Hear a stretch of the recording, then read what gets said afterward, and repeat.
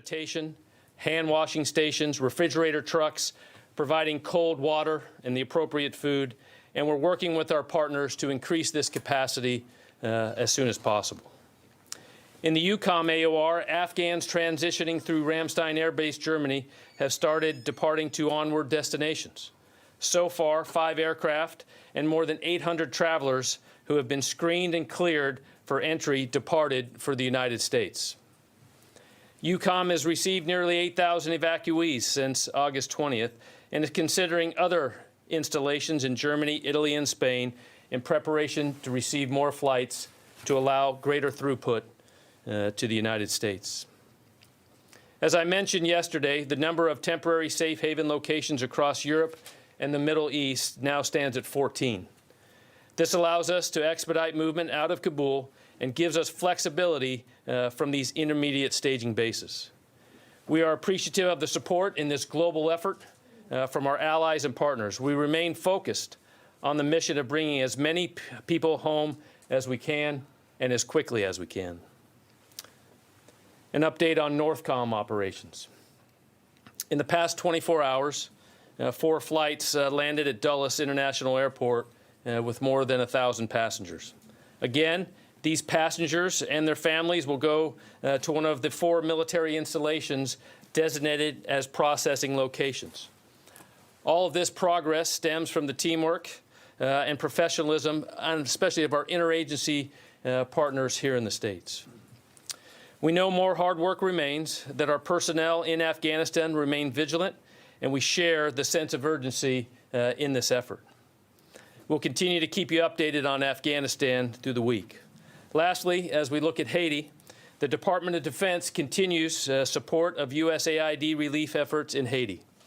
Over the last 24 hours, Joint Task Force Haiti conducted 56 missions, assisted in the saving of 40 lives, and delivered more than 35,000 pounds of goods, supplies, and medical supplies to the people affected by the 7.2 magnitude earthquake in Haiti.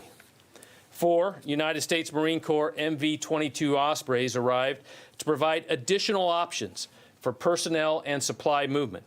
These air assets are in addition to the 18 U.S. military and Coast Guard aircraft already supporting humanitarian relief operations. U.S. maritime vessels continue support also. That concludes my update. Thank you, John.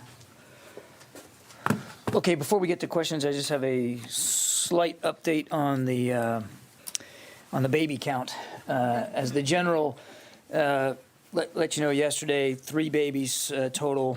Just to clarify, 1 was born on the C-17. That's the one I think you guys know about. The other 2 were born shortly after arrival at Ramstein in the Landstuhl hospital there on base. So 2 were born at the in the hospital shortly after arrival. I am told that moms and dads and babies are all fine and healthy, and all is looking good there. And if we can get more information on this, I'll be able to provide it a little bit later. Lita.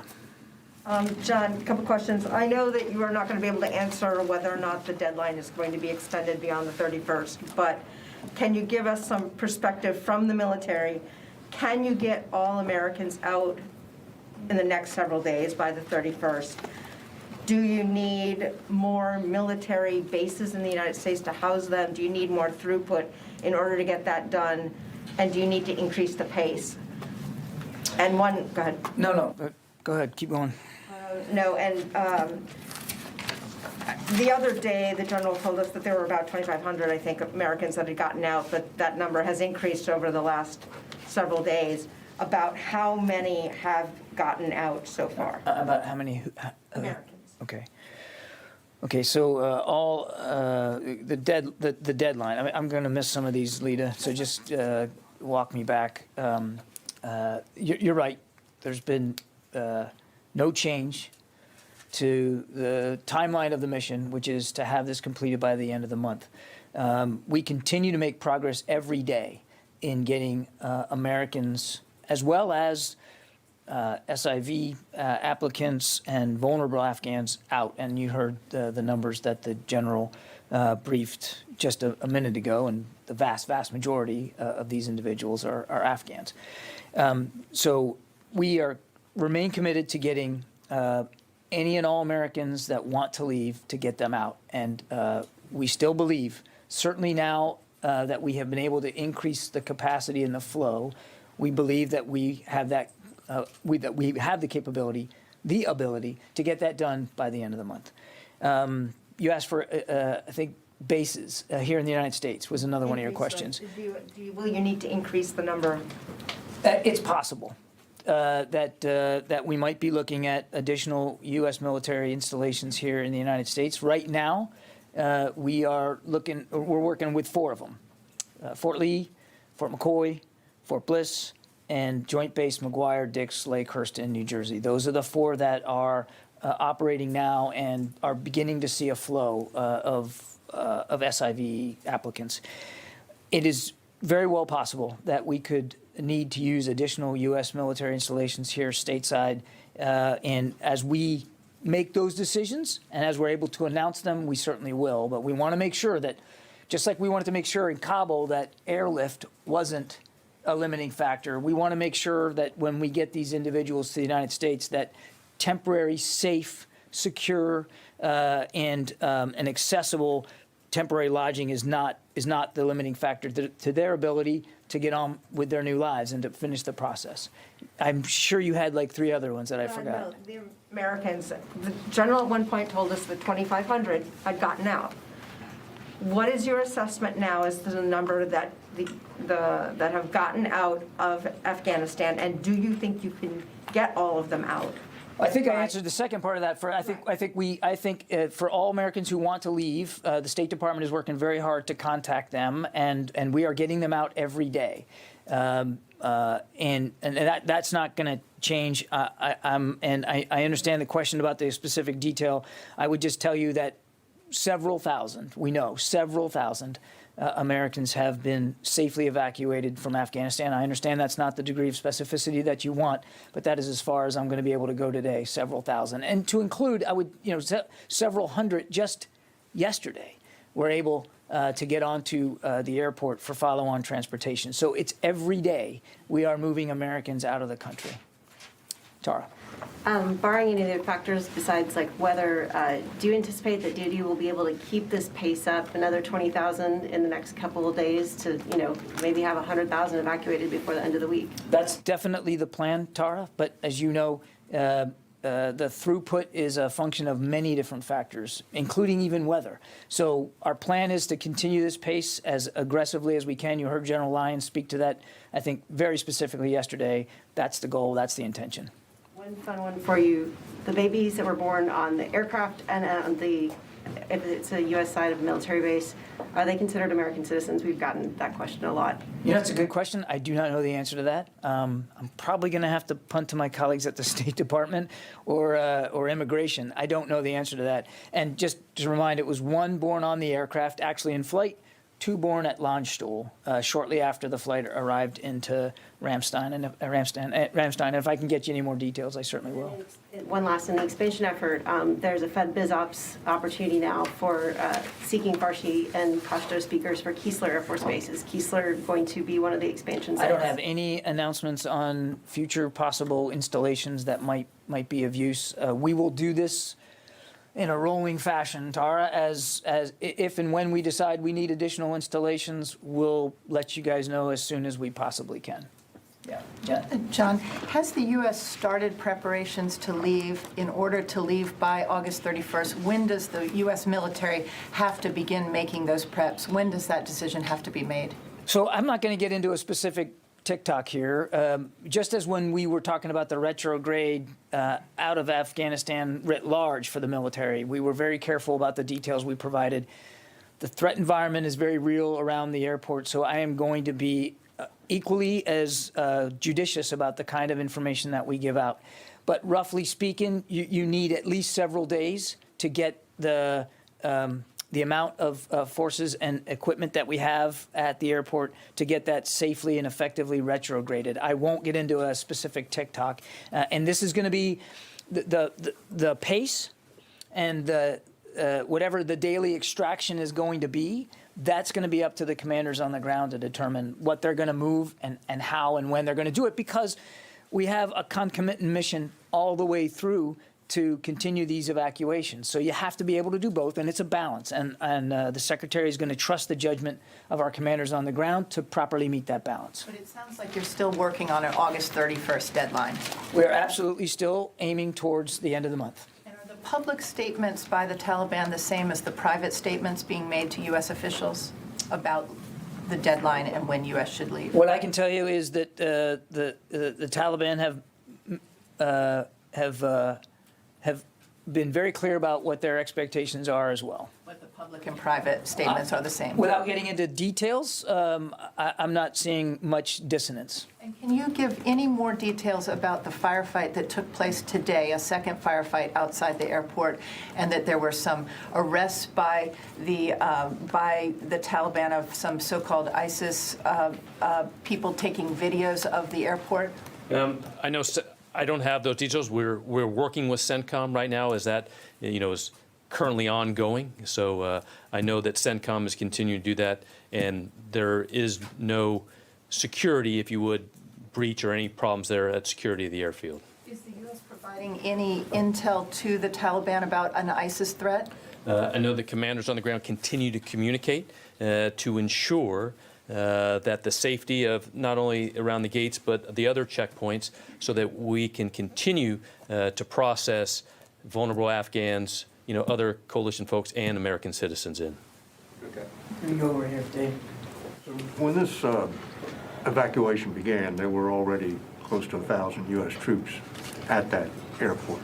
So just to be clear, when we're talking about pulling U.S. troops out, we're talking about pulling all the troops, so you go to zero at the embassy. Is that correct? That's correct. No, I followed the question. That's correct. So you have to take out more than you put in. Yes. I'm So how does that happen without the active cooperation of the Taliban to keep the crowds away as U.S. troops first thin out their perimeter and then pull back? I'm going to let the general take that in just a second, because I think he's much more informed than I am about this. But I would just make the larger issue that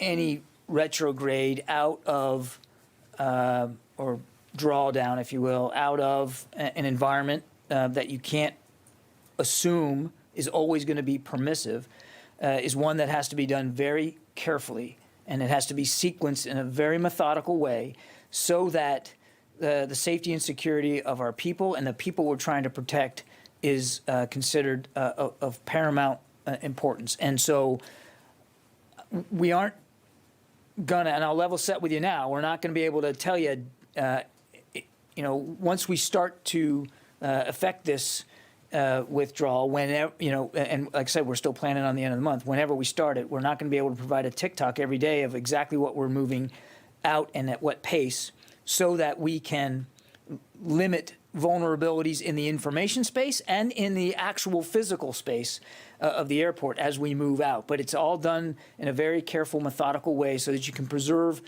as much capability to the very end as you need, as well as security. And not just the security for our folks, but the security for the people that we're trying to safely evacuate. But I'll turn it over to the general in case he has more detail. I think, Mr. Kirby, you covered that very well. I just would add to that is, security is paramount during any, phase of an operation. So as you look at, as we go forward here, the commanders are going to continually communicate, coordinate to ensure that security is set to allow all those flight operations, all those things to continue to the end.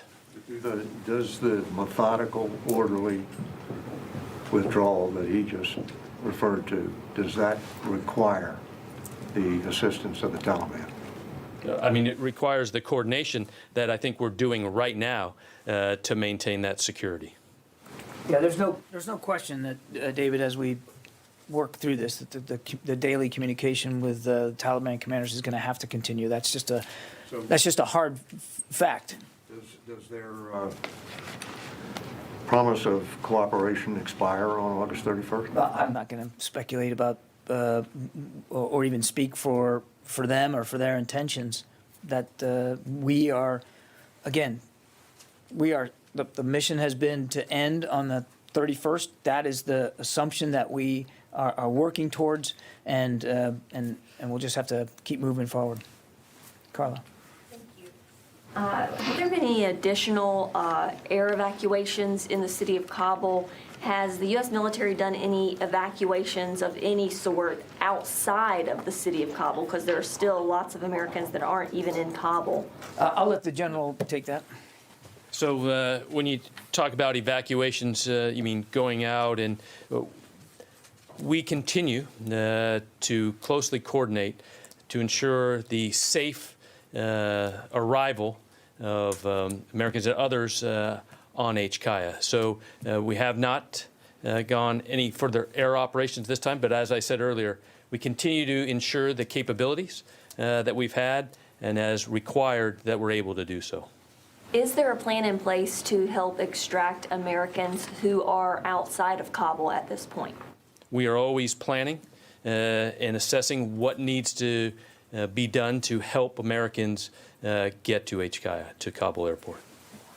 I haven't gone to the phones at all, so let me start doing that. I need my glasses again. Jack Detch from Foreign Policy. Thanks, John. I'm just wondering, do you have a specific update on the throughput now? Obviously, you've obviated the 5,000 to 9,000 number. I know you mentioned the 30 C-17 evac flights, but just wondering if there's a specific update on what your goals are for daily throughput. Well, and I think as you go back to what General Lyon said last night, and for those that right now the pace, the throughput that we're able to maintain, as I said earlier, is about a plane every 45 minutes. But also, that is also driven upon the requirement of what needs to be taken out. So right now, we assess that we have the required airflow, not only U.S. military, but as you said, you saw those numbers of our coalition and our other partners that are coming in. We assess that we will be able to maintain the throughput that we've seen the last 2 days, and then we will continue to assess what those requirements are from here forward of what we have to get that throughput into Kabul. So you're looking at about 20,000 per day? If you don't mind, we're trying to get as many out as we can. And so if we can exceed what our previous expectations were, and we have over the last couple of days, that's a good thing, and we're going to continue to drive at that. Idris? Two quick questions. Firstly, is the intention to get every American out who wants to leave plus as many SIV holders or applicants, or is it to get out all Americans plus as many Afghans out as possible by the August 31st? As many Americans who want to leave that we can get as fast as possible. As many of our SIV applicants who we can get to the airport and get them out as fast as possible. As many vulnerable Afghans that we can also work towards getting. But we understand the challenges of time and space here. We're mindful of that. That's why we are trying to continue to keep up this capacity and even improve it if we can. And just to follow up to Lita's question, you said you have the ability to get all Americans out who want to leave, and you said several thousand. Do you have a percentage for how many Americans have been removed? Without giving a number, have more than half been removed? I can't give you that number, Idris, because I don't think there's a perfect number that we know with certainty of all Americans in Afghanistan. There's no requirement. You can't force an American when they go to a foreign country to tell you that they're there. And we encourage them to do that. The State Department has a robust set of communication vehicles at their disposal, especially in a country like Afghanistan.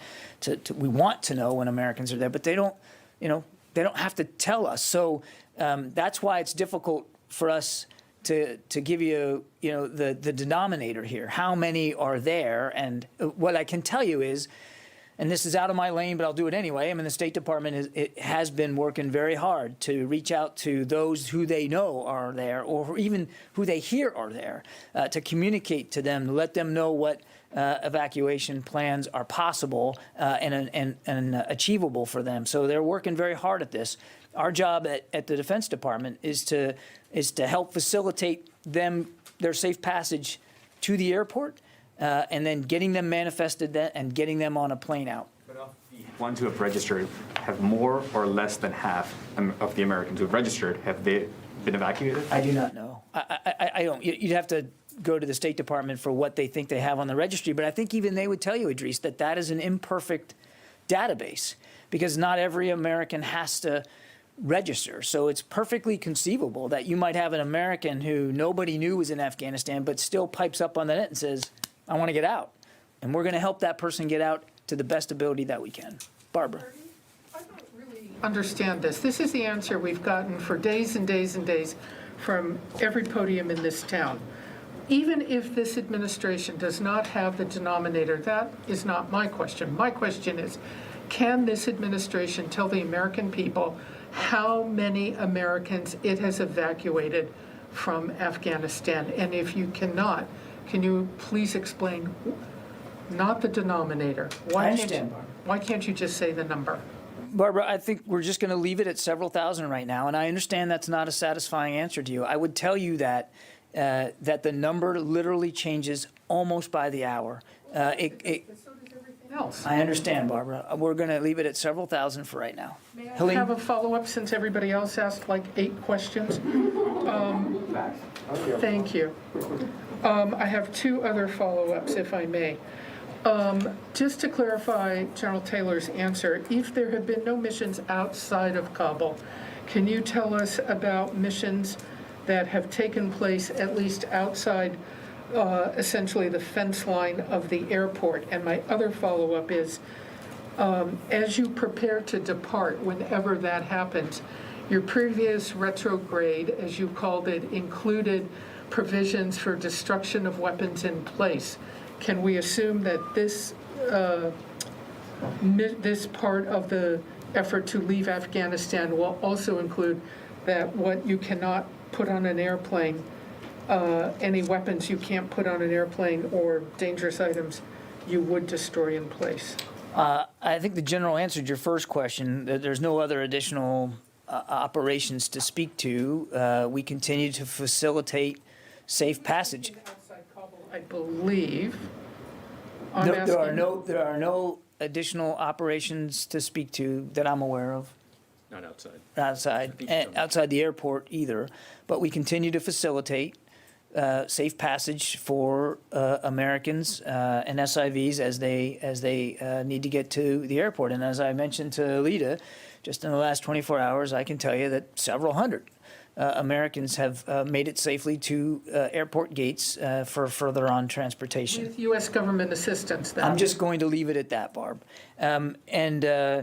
As for your question on retrograde, the short answer is yes, as a part of any retrograde. And I know that's a technical Pentagon term that, but the drawdown of both people and equipment will be done in the same manner that we would do it anywhere else. And obviously, there's a strong bias to be able to get our material out with our people.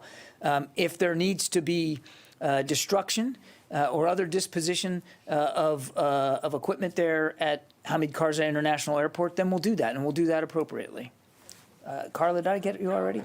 I'm sorry. Okay. I have an ABC question, though. All right, we'll come back to you. My fault. Helene. Can I ask you both about the bottlenecks? Because you got 20,000 people out in the last 24 hours, which is a big number, the biggest you've had yet. Do you have 20,000 people now inside the airport to get out in the next 24 hours, or are there bottlenecks that are preventing people from getting in and getting people on planes and those planes in the air because there's nowhere to receive them? Yeah, I'll talk about just bottlenecks, and I think I talked a little bit about that earlier. As we, those that depart Kabul and get to those staging bases within EUCOM or CENTCOM AOR. That is the coordination that I was talking about earlier, to ensuring that we place evacuees in one of those 14 locations there to prevent a bottleneck, so that as our increased throughput, increase that number that they're able to hold there, CENTCOM and EUCOM are continuing to coordinate together and with the Joint Staff and TRANSCOM of where to put those evacuees to allow flights to continue to leave Kabul. So as we look at those on Kabul, there is no constraint of allowing flights to leave today. We still expect the throughput that we saw in the last 2 days to be able to continue with no bottleneck and others. We continue to manage that on an hourly, minute basis to ensure we know where to fly people to. And do you have enough people in the airport compound now in Kabul in order to get I to don't have the exact number in Kabul, but there are evacuees on Kabul right now being processed through all stages of the process there to be ready to fly. But you don't have the number? I don't have the exact number. I don't just when I left here, but we have folks ready to evacuate. We can get you the number that's on the airport now. It does, as the general said, it literally changes by the hour. I mean, if you think about what we did yesterday, it's virtually, you just do the math, it's almost 1,000 people per hour over the last 24 hours, so it changes a lot. So it's a fair question. We'll take it. We'll get you the number of what there's now. I would just caution you to understand that number constantly changes. That's the whole goal, is to keep the throughput. So you get down to a certain level, and then you get more, and you just keep moving people through. It's constantly fluid. Yeah. Thanks, John. Good morning. I know you said you're fixed on August 31st as the departure date. Hang on just a second. Brooke, I think we can probably find that number now. Can you just go get it and bring it up here? So we don't have to wait till the end of the briefing. I'm sorry, go ahead. You had said earlier you're fixed on August 31st as a departure date. Nevertheless, there is some discussion of the possibility of changing that mission. Does something like that fall under what you would call sometimes speculation, or that fall under what you would call planning? Because you've always made a distinction between those two when we ask you about possibility of things, and I'm just trying to get clarity on that. Thanks. I'm not completely sure I understand the question, so let me take a stab at it, and if I fail, you can tell me I failed. I would never do that. The President's direction has been to complete this withdrawal, this evacuation and withdrawal by the 31st of August. That is the direction that we are operating under, and therefore that is driving a lot of our plans. You heard us say, and you heard the Secretary say that if there needed to be a conversation about changing that he would have that conversation. I'm not going to get into internal deliberations about what people may be thinking one way or the other. But you heard the National Security Advisor say yesterday that he believes that we can accomplish this mission by the end of the month. So we are still driving towards the end of the month. That's where we are now. And if and when there's any change to that, we'll certainly make it clear to the American people. John, is because in the past couple of weeks, the Pentagon has come under, rightly or wrongly, criticism for not, quote unquote, planning for eventualities that seem to have happened in Kabul. And so this seems to be a possible eventuality of a mission that may have to extend past the deadline. So I was just asking, is there planning going on in the event that this has to happen? We are a planning organization, Tom. We plan for all manner of contingencies, even as we execute the orders that we've been given, and that's what we're doing right now. Megan. So you've always said that airlift is not the limiting factor here. Obviously, there are a lot more people getting into the airport and getting out. What do you attribute that to? Is that expanding the perimeter? Are there checkpoints that are getting more people through? And we know we don't have the number of how many people are on Evacuee right now, but about how long are they spending there before they're able to get on a plane? Yeah. So within the last 48 hours, that timeline of staying in Kabul has been very short. As soon as we are getting people in and processed, as you can see, a flight every 45 minutes is a lot in getting people out of there. So as we look at what have been the factors behind that, numerous. Weather continues to play in everybody's factor. great coalition and partners and other people volunteering aircraft. And as General Lyons said yesterday, the ability to get not only the aircraft coming into Kabul, but others providing aircraft to fly, people from the lily pads or the safe havens into the States and then moving them around has allowed us to keep that throughput going. And then also, I think the continued ability to inform and get the word out of how to get into the gates, where to come, the processing of those, not only through the gates, but the processing internally on Kabul by our troops that are there continues to become more efficient. So are there more people showing up now than there were last week when there was so much panic? I would say, as we look at those that are showing up with the right documentation, the right people that have come, I think is one factor that has allowed us to increase the throughput. And there also has been, there's the crush of those first few days has reduced. As more order and structure around the airport has increased, security, the processing flow itself has just gotten better, and the crowds around the airport are smaller than they were before. So the situation around the airport right now is just not the same. It's not as chaotic as it was in those first couple of days. Therese? Thank you for taking my question. I've spoken to service members and spouses on one of the bases where evacuees are expected to be housed, and they have a serious concern about COVID. So what are service members or anyone living on these bases being briefed to try to ease that concern? Because obviously, as of yesterday, they're still very concerned about that issue. Oh, sure. And they have every right to be. We're in the midst of a pandemic and conducting one of the largest airlift operations in recent American history is no small feat in the best of circumstances, and this one is obviously not the best of circumstances because, in addition to this, we're doing it in the midst of a COVID pandemic. What I can tell you is that screening occurs at every stop, at every stage of the process, and we're doing the best we can to make sure that we've got enough visibility on everyone's health. But again, the focus is on getting the numbers out. And so there's a elementary screening done at Kabul for those who are symptomatic. Additional screening takes place at the temporary safe havens. And then, of course, upon arrival here at the United States, there's screening that's done as well. So it's on everybody's mind, believe me. I mean, we're also mindful of the health of our air crew and our troops at the airport. It's a constant process, and we're not leaving anything for granted. We're taking it seriously. Sylvie? She has a phone. If they're flagged for COVID any step of the way, are they pulled then? I don't know the exact medical process. Let me go over here. Apparently I'm missing out. Yeah, go ahead. Sylvie, I'll come back to you, I promise.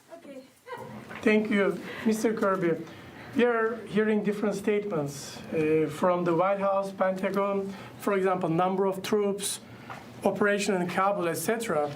Can you talk about why there is a consensus among the highest level of United States? Is there any communication issue?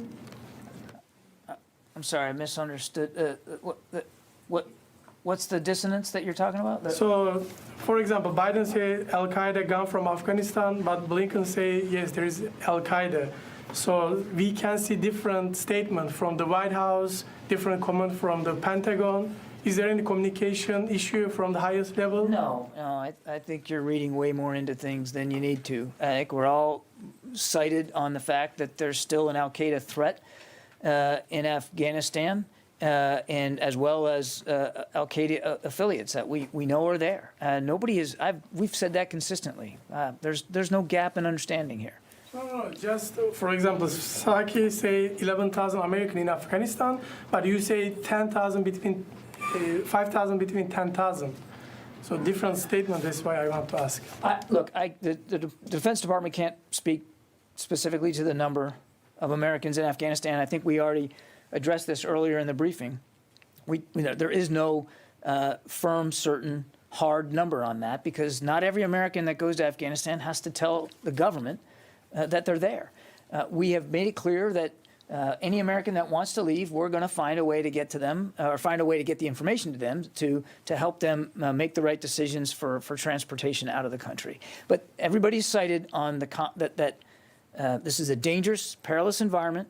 It's very dynamic, it's very fluid, and we're doing the best we can to move as many people as we can, as fast as we can. Gordon. One follow-up, if they cannot reach the airport who live in Afghanistan, the Americans, don't Taliban ISIS threat for them if they stuck somewhere, if they cannot communicate with... We absolutely understand that Afghanistan is a dangerous place right now, which is why we're trying to move as many Americans as we can, as fast as we can. And we want to get that done before the end of the month. Gordon. Can you address the situation, the conditions at Al Udeid and Qatar, which have been described as squalid for a lot of the people coming through there? And then if you could, I didn't quite understand what the general was saying earlier about the 14 different stations, like the way stations, because I understood the kind of 3 main hubs to be, Ramstein, Qatar, and Bahrain. So are there way more now? I'll let the general come up here in a second, but let me just set this a little bit. So yes, those are 3 main hubs, but we are adding to that. You've seen Italy, U.S. military installations in Italy, U.S. military installations at Spain also provide additional capability. And there are other countries in the Gulf region who are willing to take on a temporary basis some individuals. So it's a bigger, broader sort of hub and spoke network than it was just a few days ago. And I'll let the general fill that out for you. On your first question, just let me level set it right away. We are aware of and as concerned as anybody about what had been some terrible sanitation conditions at Qatar that were facilitated by the sheer numbers and the speed with which those numbers got there. And we all recognize that. And nobody here wants anyone to be less than safe, secure, comfortable, and well cared for as they go through this process. We take it very seriously.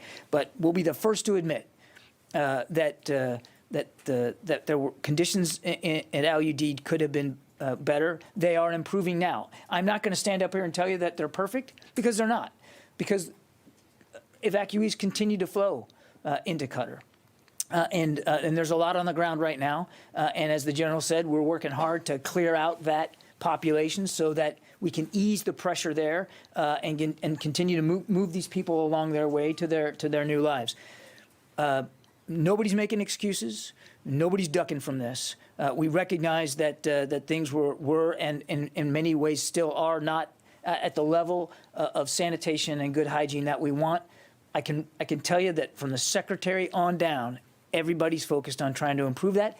And as a matter of fact, and you saw a statement from Central Command last night, they are taking measures to ease that pressure and to improve conditions there. But it's something we're going to watch, not just there, but at every other temporary safe haven that we're operating from. Got it. Before the general speaks to the hubs, can you just clarify? You said that you don't think there is a crush around HKIA currently, or less of one, or can you just clarify what you meant? That the crowd size is smaller now than it was in those first few days, and so we're not experiencing to the degree we did, last Monday, the physical crush and chaos. I'm not suggesting, Gordon, that there aren't desperate people outside that airport who want in. Absolutely, we're not ignoring that. I'm just saying that, to Megan's question, we're not seeing the same pressure put on the system now that there was in the early days. General. First, go back to question. Approximately right now, 5,000, a little above 5,000 are on HKIA, going through the processing, continuing to be manifested and ready to fly. So gates are still open. We will continue to assess those numbers throughout the day. When we go back to hubs and spokes, I'll give you the macro, and then we can possibly get back with you on the real details of there. So within the CENTCOM and the EUCOM AOR, we have main hubs. Think of it Ramstein and then going into Qatar. But from there, within the last 24 to 72 hours, both of those commands have started building up and going from an initial operating capability to get full, what we would call smaller satellite areas, to ensure that with the throughput that we've had, that we can safely and humanitarianly, keep those people there until their flights go back into the States.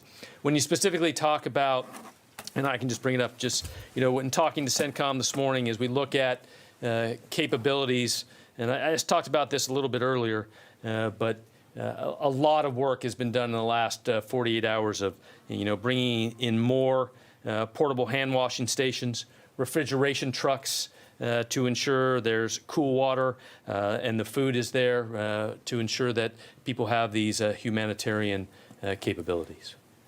I would also say, just as a scheduling note, this afternoon's briefing, I'll be joined by General Van Herk of Northern Command, as well as General Walters of European Command. So they will also be able to address in greater detail some of these specific questions about the temporary safe havens, and you'll have a chance to talk to them directly. Laura. Thank you. Can you commit to evacuating the Afghan commandos and other troops that are helping with the evacuation currently? Yes. Yes. All of them? Any of them that want to leave, and we have to assume that that's all of them. They will be evacuated. Yes. How many do you estimate? I don't have an exact number. As I think we've talked about before, the general has somewhere in the neighborhood of 500 to 600. We know Afghan forces are there at the airport with us and actually helping us in the security mission, and they will all be able to come out. Even if they don't have SIV? They will all be able to come out. And then also, just as a follow-up, what is happening to the money that was intended to go for the Afghan security fund? Yeah, obviously, and we're working closely with Congress on that, but that money is being held now. Yeah, absolutely. Let me go to the phones. I haven't, in addition to not getting one side of the room, I have not done a good job here on the phones. Dan Lamoth. Hey, John, good morning. Thanks for taking my call. Looking to check in, just get some additional fidelity on what's going on at the gates. We've heard a lot of frustration with some of these veterans groups and other organizations that are trying to assist people to get to the gates and through the gates. Sounds like there's, at least to some degree, inconsistencies on who's being allowed in, when they're being allowed in, and just some chaos there that's to a degree understandable, but also frustrating. Thanks. Yeah.